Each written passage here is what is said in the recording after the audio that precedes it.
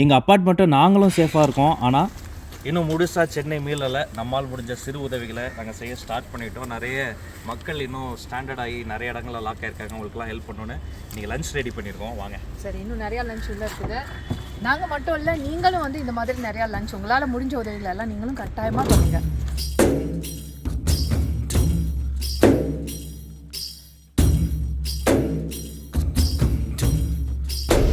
So இப்போ இந்த பக்கம் மெட்ரோ ஸ்டேஷன், பஸ் ஸ்டாண்ட் எல்லாமே பக்கத்தில் இருக்குது. இது மெயின் ரோடுடைய ஒரு ரெண்டில் ஒருத்தர் நடந்து போகலாம். கடுக்கால் ஹைட்டு தான் தண்ணி இருக்குது. அந்த ஹைட்லேயே வண்டிலாம் போகுது.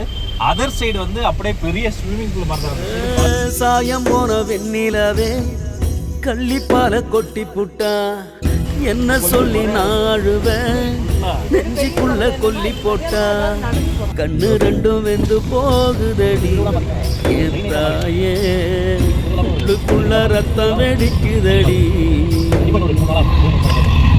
கண்ணு ரெண்டும் வெந்து போகுதடி என் தாயே உள்ளுக்குள்ள ரத்தம் வெடிக்குதடி.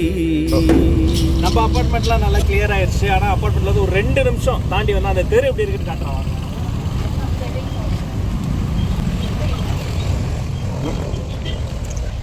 அநேகமாக அந்த கார் அவ்வளோதான் கஷ்டம்.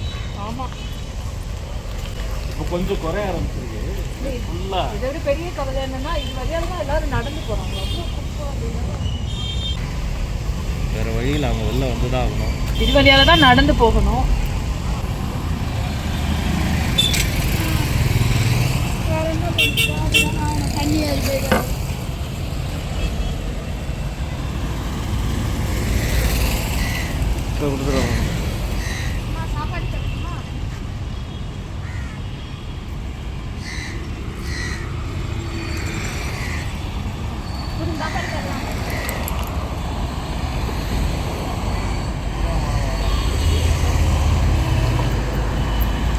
இந்த கேனல் ஒன்று போகுது.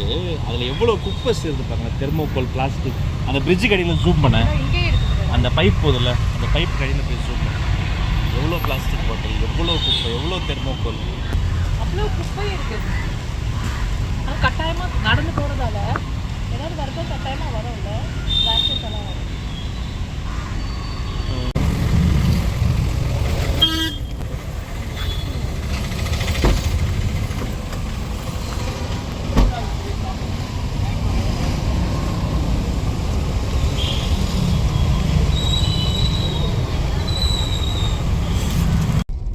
ஆக்சுவலி இது மாதிரி சமயத்தில் வந்து நடிகர் அண்ணன் மயில்சாமி அவர்களை வந்து நான் ரொம்ப மிஸ் பண்ணுறேன். இந்த மாதிரி சமயத்தில் நானும் பார்த்துருக்கேன், நிறைய ஹெல்ப் பண்ணுவார். சாலிகிராமமே அவர் மிஸ் பண்ணது. படார்னு ஒரு கரப்ட் ஷாட்ஸை போட்டு ரோட்டில் இறங்கிடுவார். அந்த மாதிரி நிறைய சந்தர்ப்பம். 2015 அந்த ஃப்ளட் டைமில், 2017 ஃப்ளட் டைமில், கொரோனா டைமில் என்ன பண்ணார், ஒரு பெரிய தேக்ஸாவில் நிலவேம்பு கஷாயம் எடுத்துக்கிட்டு அந்த சின்ன மெகாஃபோன்லாம் இருக்கும்ல, அது மாதிரி வச்சுக்கிட்டு எல்லாரையும் கூப்பிட்டு சிரித்த முகத்தோடு எல்லாரிடமும் ஏதாவது ஒரு அன்னதானமோ ஒரு மோரோ ஒரு கஷாயமோ கொடுத்துக்கிட்டே இருப்பார். திரும்பி பார்க்கறதுக்குள்ளே இப்போ அவங்களாம் நம்ம கூட இல்லை அப்படின்னு நினைக்கும் போது வருத்தமாக இருக்குது. நெஞ்சை மூன்று நேர்மையோட ராஜா அப்போது அவரோட அந்த ஒன்றா வேலையை பார்த்த அந்த சிறிய அனுபவம் வந்து அதுவே மறக்க முடியாத ஒரு அனுபவம். இது மாதிரி சந்தர்ப்பங்களில் நிறைய மயில்சாமிகள் சென்னைக்கு வந்து தேவைப்படுறாங்க.